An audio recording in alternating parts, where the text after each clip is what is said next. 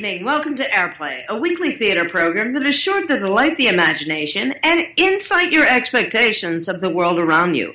I'm Connie Kepfinger. And I'm Joe Eisen. With AIRPlay, we hope to give voice to new work that'll hopefully offer new and powerful visions of hope for the pending problems in this world. Here, we examine issues and perhaps raise collective consciousness through the creative process. When you think about it, it only takes one thought to create a moment of peace.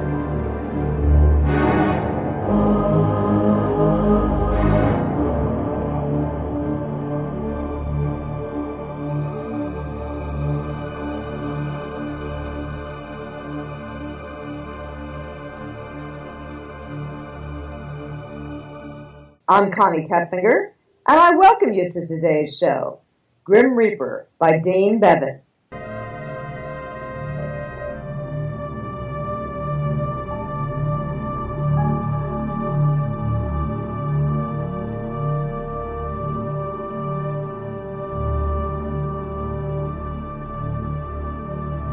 In our cast, we have a deaf old man, played by Robert Rhodes, a deaf old woman, played by Susan Fox, and the Grim Reaper, played by Joe Eisen.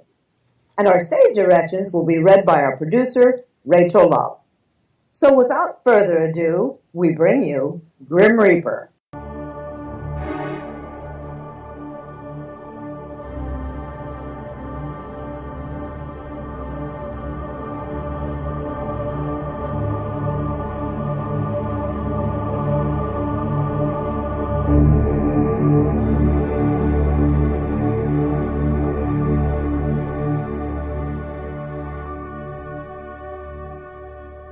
Grim Reaper. Our characters in the play are an old man, very hard of hearing, 70 years old or so, overalls and work shirt or similar shapeless clothing, speaks loudly when talking to wife, country accent. An old woman, also very hard of hearing, around 70, shapeless, faded house dress, speaks loudly when talking to husband, country accent. Grim Reaper, standard figure of death, long black hooded garment, carrying scythe, very cultured voice, theatrical movements, white makeup or skull mask, white gloves. Setting, a room with a kitchen table and 3 straight chairs, plate of cookies on the table. Door upstage left. Old man and old woman are seated at the table. There's a knock on the door, and the man rises and opens it. It's some kind of salesman. I think maybe a Jehovah's Witness. Tell him we already got a watchtower. I am the Grim Reaper. Says he's a gamekeeper. You sure he ain't a magazine salesman? Don't see no magazines, and he's got one of them shepherd's thingies. Well, we got no game needs keeping, but ask him in. He can have a cookie. Come on in, Mr. I am Death. That's funny you should say that. Me and the mister don't hear real good neither. Here, let me take your shepherd's thingy. She takes his scythe as he protests and lays it on the floor upstage, still talking. Why don't you set a spell? We don't get a lot of company. It's not a shepherd's thingy, and I am not a gamekeeper. Well, I didn't think he was, but that's all right.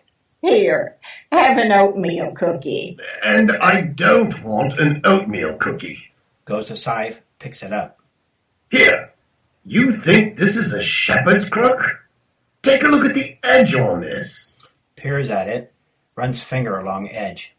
Ooh-wee, that's mighty sharp, mister. You could hurt a body with it if you wasn't careful. You probably shouldn't be carrying it around door to door. Here, let me set it down for you. Takes it and sets it back down as before. What's your name, mister? My name is Mortality. What'd he say? He says it's Italian. We probably couldn't pronounce it anyway. Oh, don't matter. Just make yourself at home, Mr. Italian. Here, let me take your coat and your hat. She reaches for his hood. He swats her hand away. No, it's not a hat or a coat. No need to get all touchy. I just wanted you to be comfortable. Would you like a cup of tea? Listen to me. Are you ready to die? No, not interested in no diet. We just eat regular food. Here, you sure you don't want a cookie? He must be from Weight Watchers. You thought he was selling magazines. Well, anyway, I don't think he's eaten enough. Look at his face. He's so pale. She goes to Reaper, peers at face, pinches cheek. You need a little color in them cheeks, mister. An oatmeal cookie sets you right up. I do not eat at all. Well, there you go. Them Weight Watchers is just too extreme. Surely you know I'm a legendary figure. Believe me, your figure ain't worth going hungry for. I told you he was from Weight Watchers. What kind of figure did he say? Said something about legends. Must be from that Legends place. Up by Cabela's? Might be where he got that shepherd's thingy. Might be where he got that outfit, too. It's like camouflage for night hunting or something. That's enough. Your time has come. Just like I thought. He's a magazine salesman. We don't take time. We like Newsweek. You people are unbelievable. Is there anyone around here who can hear me? Can you call a son or a grandson? What'd he say? Something about Branson. No, we don't go to Branson. Too expensive. Get lots of calls about it, though. Hear this. I am here to end your life. That's all right. We don't subscribe to it, neither. Lordy, I didn't know they still printed it. I thought you said he wasn't no magazine salesman. Do you think you can cheat death? What'd he say? Something about sheep dip. Oh, reckon he wants to get back to his animals. I better fetch him that shepherd thingy. Please. I don't even care anymore if I kill you. Just stop the I don't know what to call it, but I can't take anymore. I'm used to being feared. You don't even respect me. What'd he say? That he's queer and we don't respect him. What? That ain't true. Live and let live is what we say. Shucks, mister, we respect you. Whatever it is you do with them sheep. Will this nightmare never end? I believe he's talking to himself now. He just didn't look quite right when he come in. So pale, you know. It said darn Weight Watchers, I bet you anything. I know not every visitation will be perfect. But sometimes it's, oh no, why me? Sometimes it's, but I'm not ready. Please, just a little more time. Sometimes they just drop dead at the very sight of me. But this, it's embarrassing. What did he say? He's embarrassed. Probably still worried about being queer. Or maybe because he ain't sold us any magazines. But heck, we got the man talking to himself. Got him all worked up. We got to help him calm down. Going to Reaper, starting towards him. Excuse me, mister. I don't want any oatmeal cookies. No, that's all right. Don't eat 'em if you don't want 'em. But you got to rest yourself a spell here. And you never did say if you'd like some tea. Or I got lemonade if you'd rather. I don't eat. I don't drink. I am here on a mission. I dispatch souls to the other world. This could be dangerous. He says he's a dispatcher for the underworld. We gotta be careful. Helping Reaper into chair. Your work's got you all head up. You need to cool down. You still don't understand me. Reaches up, pulls man's face down to his own. I am here to tell you, you are going to be dead. Do you hear me this time? Why, heck, mister. Who don't know that? Of course I'm gonna be dead. We all are. Maybe he is from the Jehovah's Witnesses after all. This is ridiculous. Have you never heard of the Angel of Death? Is that one of them heavy metal bands we keep hearing about? No, it's one of them collectible figurines, like in the Sunday paper, Precious Moments or Thomas Kincaid. No. The Angel of Death arrives to escort souls into the next realm. What did he say? He's talking about escort and taking people into the next room. I think maybe he's from one of them escort services. And a kinky one from the looks of him. Well, I didn't call no escort service. Did you? Of course not. And I wouldn't have asked for nobody like him if I did. Some believe that his mere touch causes death, which obviously didn't happen here, while others believe he harvests with his scythe, not a shepherd's thingy. There he goes again. He's touchy on that subject of sheep. Reaper still pacing and delivering his monologue. He's usually silent, or at least speaks little, though that doesn't work here either. Come to think of it, talking doesn't work here either. Most people agree that he appears only when it's the person's time to go.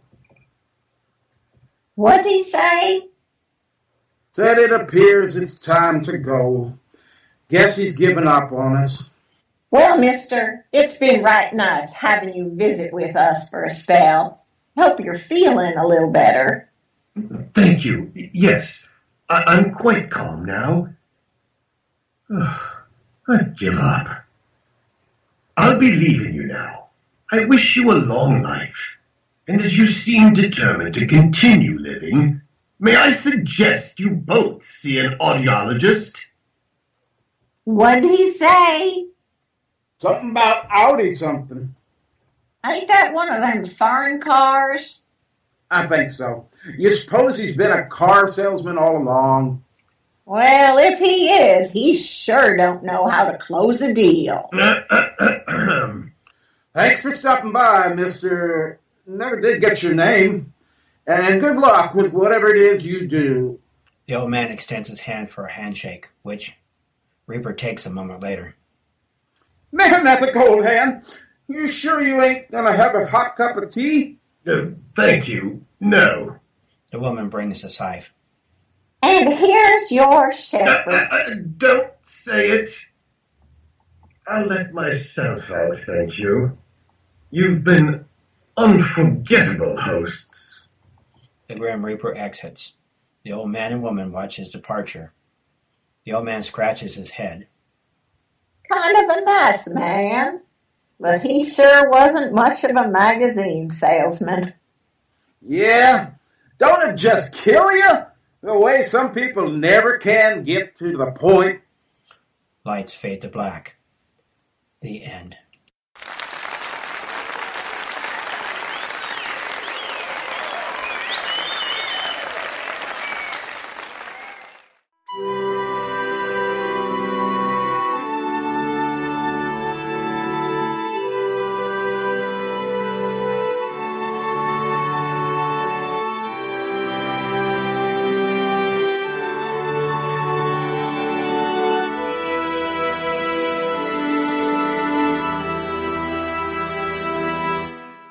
Going backstage behind the curtain, we find Joe Eisen. He played the Grim Reaper. Joe is a singer, songwriter, playwright from New York area.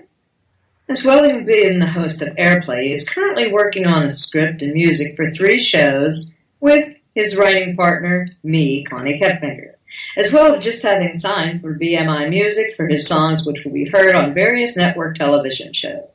Welcome, Joe Eisen. Thank you, Connie. It's good to be with you.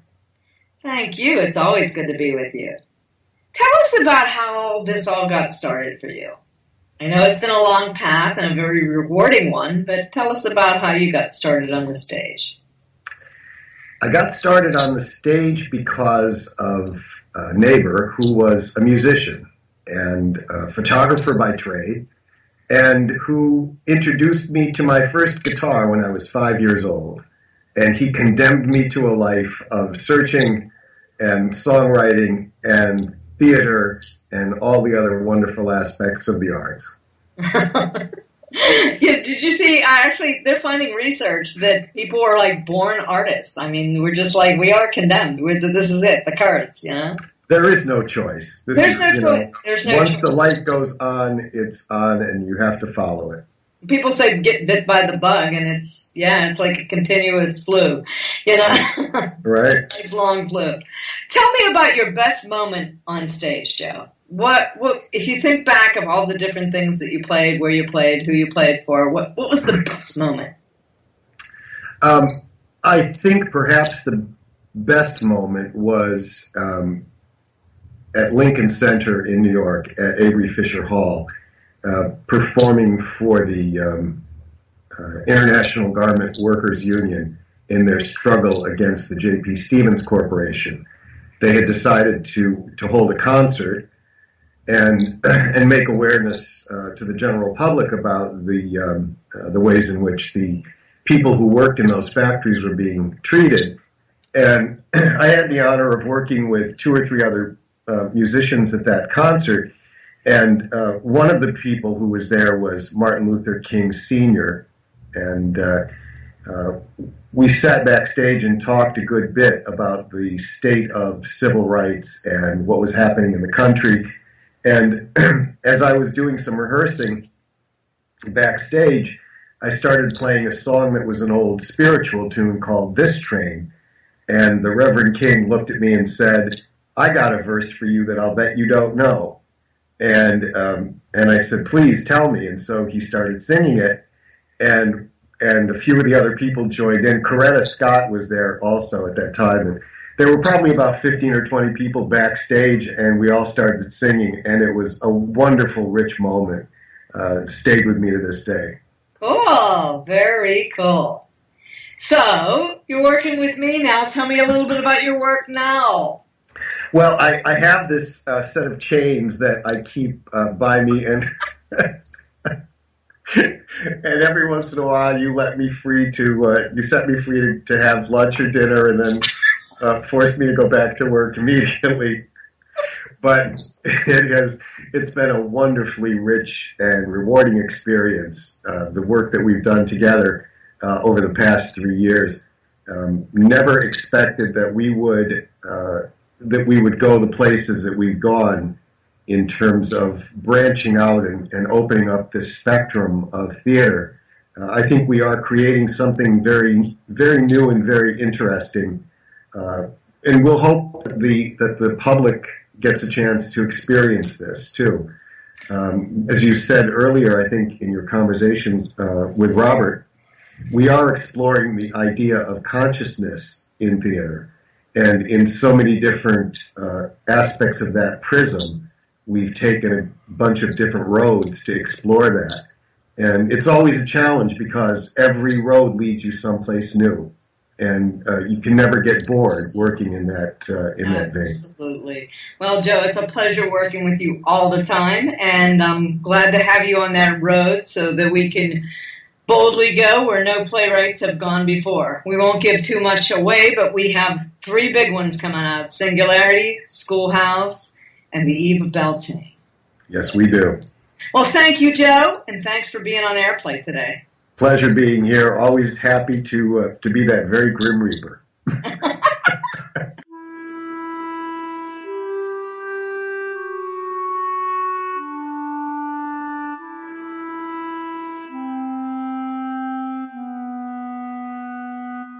Let's continue with our interviews backstage. Let's meet the playwright, Dean Bevan. Dean Bevan has written over 20 plays in the past 10 years, all but 3 have been performed from New York to Seattle, Florida, California, and a half a dozen states in between. His plays have won numerous awards. During that same period, Bevan has also been active on the stage, appearing in 30 plays and musicals. He has also directed 5 plays. He earned a Ph.D. from the University of Kansas and served as professor of English and director of creative writing at Baker University. He is also a member of the Dramatists Guild. Welcome, Dean Bevan. Thank you, Connie. Great little play there, The Grim Reaper. Tell us about what inspired that play. Well, actually, I was getting ready to go to a class reunion, and the idea just came to me. My wife was saying, come on, get in the car, we got to go, and I was writing down on a yellow pad as fast as I could. The dialogue was just coming, and it did not occur to me at the time that I was writing a play about these 70-something hard-of-hearing people, possibly because I'm 70-something and hard of hearing. That actually didn't occur to me till much later. I thought, wait a minute, that's me. But there it was, and it did just it all came to me after I transcribed my pencil scribblings to the computer. I don't think I changed anything. I liked it just the way it was. Sometimes that's the way it comes out. And isn't that the first rule of writing? I mean, that's what we've taught our students, right? Write what you know. So, it's certainly going to come through you. Tell me a little bit about how you got started in the theater. Creative writing, a lot of people say, writers, playwrights. It's a huge difference. I know. And I've taught creative writing, and I've taught, and it's interesting, too, how the creative writing and literature is so separate from theater departments at universities. It's quite interesting. But tell us about your path. How did you get started? You just started writing 20 years ago or 10 years ago? I didn't start writing until I retired in 2000. I was writing the whole time, but I hadn't written plays before. Mm-hmm. And I got into the theater because I was asked to be a dramaturge for a Bernard Shaw production, and I had done my dissertation on Bernard Shaw, and so I'd read all of his plays many times, and for some reason, when I was invited to be the dramaturge, I said, okay, and I want to audition too.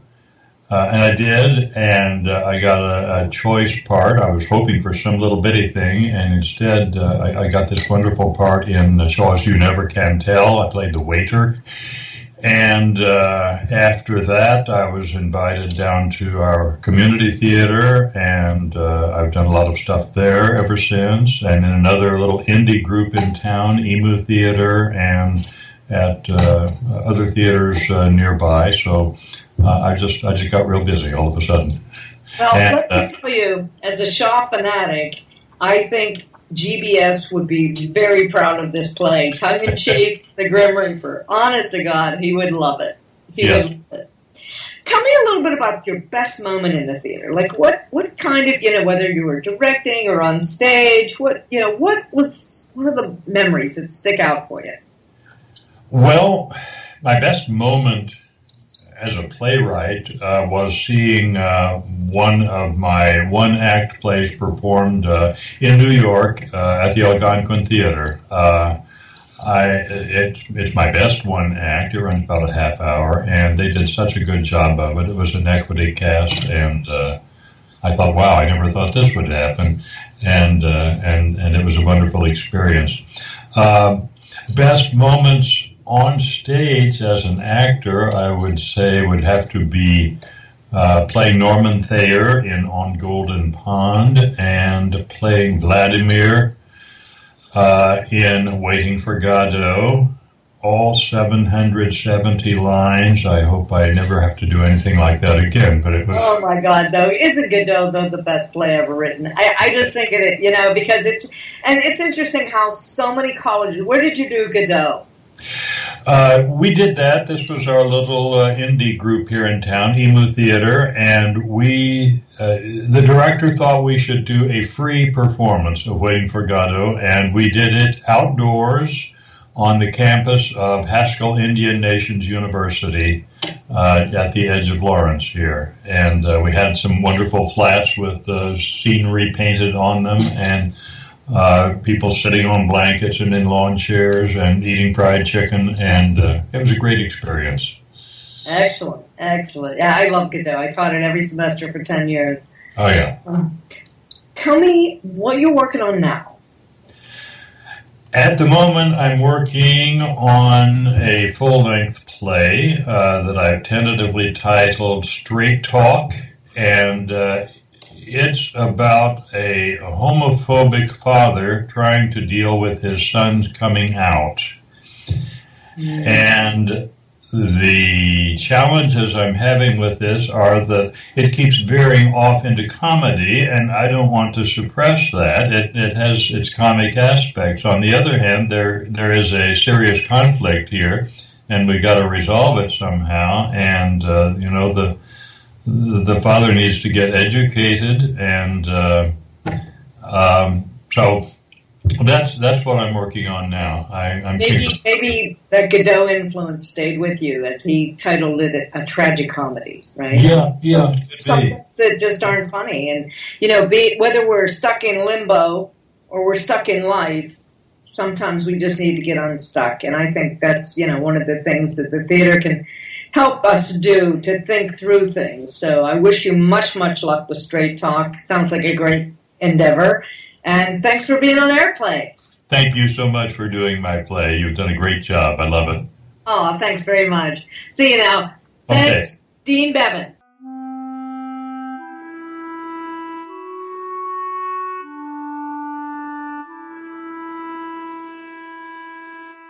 Let's go further back behind the curtain. Susan Fox, who played the old woman. Susan holds an MFA degree in performance from Penn State University. She has also appeared in roles in numerous theaters in Chicago and Pittsburgh areas. She also taught theater history at College of DuPage in Glen Ellen, Illinois. She's also served as a vocal acting coach for several productions, as well as teaching acting for children and giving private acting lessons. Welcome, Susan. Thank you, Connie. Nice to see you. Nice to see you. Tell us about your work on the stage. How did you get started? When did you start acting? I started in college, decided I didn't want to be a speech major, so I kind of auditioned for a show, got in, and I was hooked, like a lot of people are.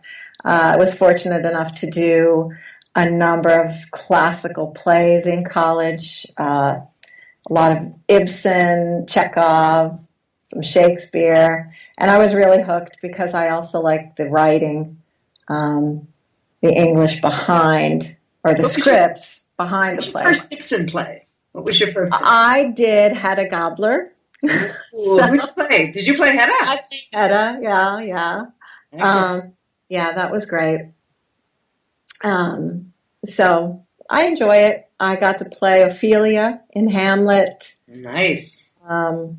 Very much so. So what's your all-time favorite role? Your best moment in the theater, and why? Hamlet was pretty good because I loved taking that character, playing Ophelia, from this very innocent, just in-love teenager to stark raving mad on stage. And, it wasn't like a transition everyone watched. She came out and she had to be in kind of a falling apart mode. Each scene she appeared in, you saw her going further and further into her madness. So I liked that. That's what it's all about, right? That's what you got. It's the process. And, it's interesting. One of my focus in the theater is all about insanity in the arts. And, when you mention about going crazy, it's a very thin line in life as well as art. And I think that's what theater explores best, those moments that are borderline, and just being able to do this in the stage. It's because we call actors to be schizophrenic. We say, beyond the moment, but know the future. And the thing about that is that, that's kind of what happens in our life, but the opposite. We're called to know the future. But we really don't know the future, and we really should be staying on the moment, So it's kind of interesting. That's my favorite part of it. Yeah, I agree. It's also interesting to be able to, study different human beings or characters and how wide and varied human response to stressors is. Some people do fall totally apart. Other characters basically harm other people in order to protect their own sanity, that kind of thing. I find that really fascinating. Absolutely. And, and that's my biggest complaint about high school and college theater, that it should actually be a little more open to a lot of students, and it might help a lot with psychological problems, and especially in high schools, because if we had more acting workshops and less pressure or not performance-oriented theater, it might really help out a lot. I agree, and I think a lot of high schools have dropped just the straight play. Everyone around here, my daughter included, who was a senior in high school last year, the musical, and they don't get a lot of exposure to just straight plays, where I think you learn a lot more about character and development of the spirit and soul and mind in human beings. Absolutely. And that's why we do it. The Greeks say to entertain, to educate, exalt the spirit, right? Exactly. Well, thank you so much, Susan, for coming on to play. And we'll have Thank you, honey. Bye-bye. Bye-bye.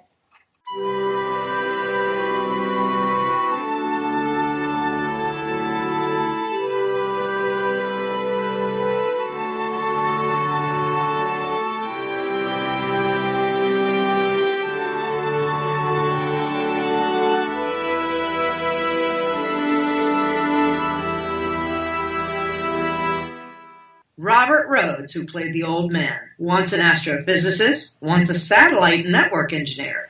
Robert Rhodes is taking his knowledge of science to the street and to the stage, learning how passion can energize the creative force in us all.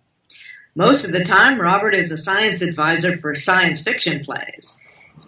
In the hope that the play becomes a new reality... Whoops, I'm sorry. Can you start that again, Rach? You don't have to, since it's just an audio. I can fix it. Okay.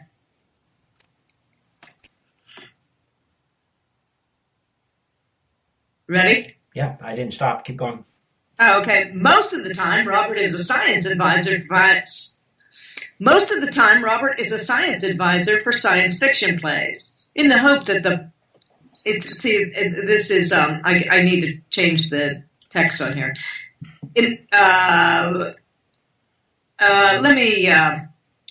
Most of the time, ready? Okay. Most of the time, Robert is a science advisor for science fiction plays, in the hope that these plays become a new reality. And once in a while, Robert gets to join in the front line of the theater battleground for our hearts. Robert, tell us about your work on the stage. What have you been doing lately? Well, Connie, I've been reading up some stories that are out there for Halloween. I'm doing a couple of Ambrose Bierce stories, and I found that a science fiction novel put out by none other than Jack London called The Scarlet Plague. I should have those ready to go in a couple of weeks. Excellent. Sounds good. What's your favorite moment in the theater? Tell me about something that you saw or something you worked on. What's your favorite play ever? Connie, every Halloween I like to put on a white smock and get some baby powder on my hair and face and tell you about... You must attend the tale of Sweeney Todd.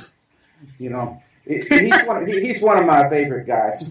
Excellent. And what's something that you're working on now? Something you've read, maybe something as a science advisor. What have you read lately that attracted you? Something you're working on that you read.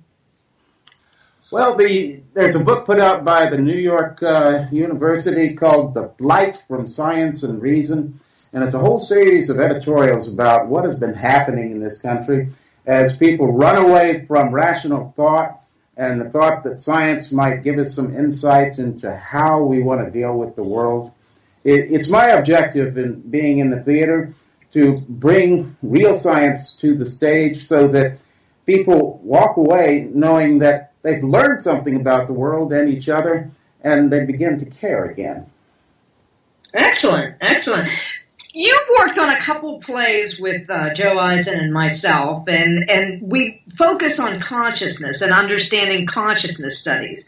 With that in mind, let me just pose a question for you here today about the idea of supernatural. Why are we so fascinated by supernatural events, but yet at the same time, we tend to disbelieve that we actually are experiencing these types of experiences? I guess there's no separation in my mind between the natural and the supernatural.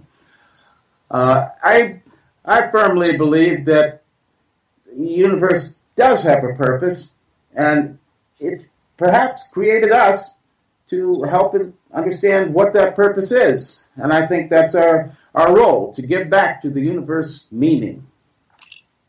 Excellent. Well, thank you so much, Robert. We'll see you again soon. Bye-bye. Thank you, Connie. AIRPlay, where one new voice can help to create a new vision for the world. And remember, only one. The power of one voice, sharing one creative idea. And creativity is contagious.